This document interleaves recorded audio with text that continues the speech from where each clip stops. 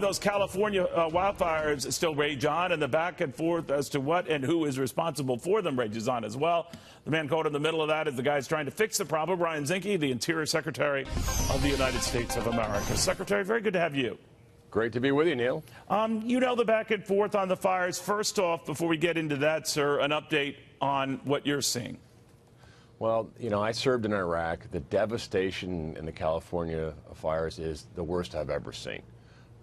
It's just the speed, the intensity, the amount of fuel, and the debate, whether it's from climate change or not from climate change, is irrelevant to what's occurred. It doesn't relieve you the responsibility to manage the forest.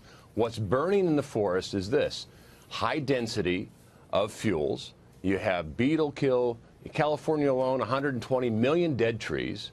And all you have to do is look at our highways and look at the amount of dead and dying timber in our forests.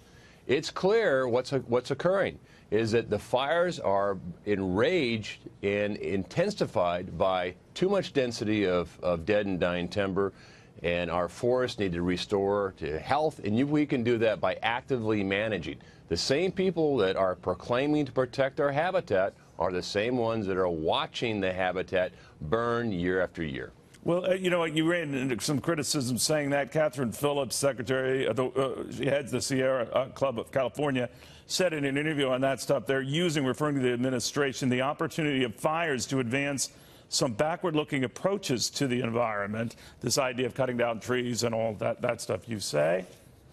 Well, imagine going back to managing our forests. But all you have to do is talk to the forest fires, you know, or the fighters that are on the front line.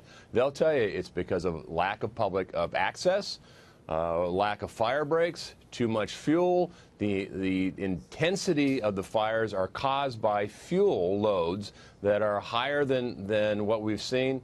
If you go back to the 20s, you look at the density of the forest is increased in magnitudes, the dead and dying trees, and what we're advocating is this: let's go back to actively managing our forests, restoring the health of the forest, and that's by removing the dead and dying trees, planting a diversity of species rather than single species, and restoring the health of our forests so people can recreate in the summer rather than evacuating. It's all right, that simple. So you don't think that a lot of overbuilding in these areas has contributed to maybe making them vulnerable to the very thing that's going on now?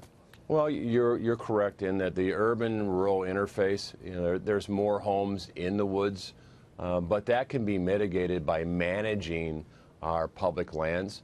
Those homes are built on private property. You know, it used to be where it was an advantage to be next to federal property, and now being next to federal property means you're at greater risk of fires because the federal property, by and large, over the last decades, has not been managed, and we have been held hostage by these environmental groups that sue after sue after sue after lawsuit, and preventing us from managing our forests. And public lands belongs to everybody and not just these special interest groups. So let me ask you on this question of climate change, and I know it's an amorphous topic, Secretary, but I haven't had the opportunity to talk to you about this subject.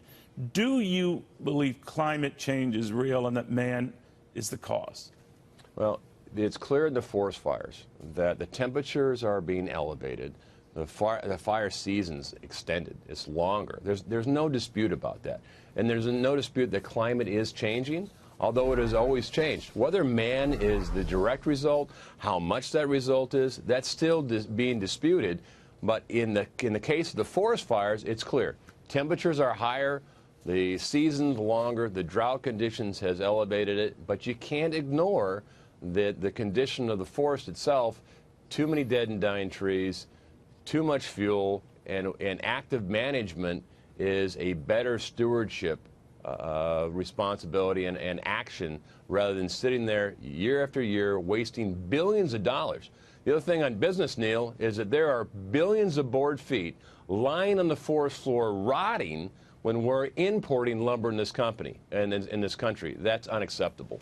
All right, but I guess what I'm asking is, I know you're trying to fight this and deal with this, but your budget also gets cut a lot. Your fire prevention budget has been cut, the Forest Administration's budget cut. I mean, it does kind of put you in an odd, position to try to help out, but your boss isn't letting you or limiting you.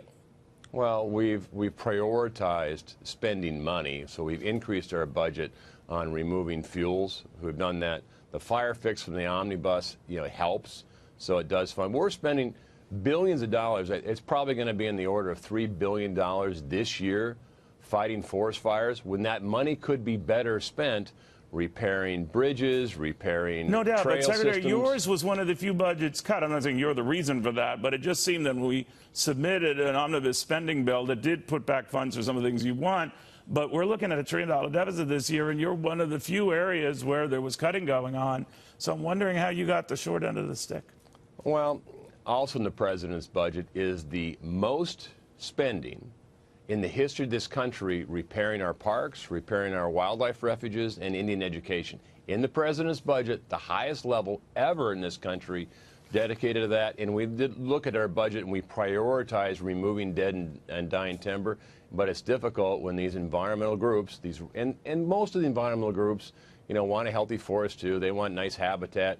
But it's the radical groups that would rather not have, the public in the woods at all. And they're the ones that put lawsuits time after time after again when we want to make sure that we manage our forest, actively manage our forest to remove the fuel.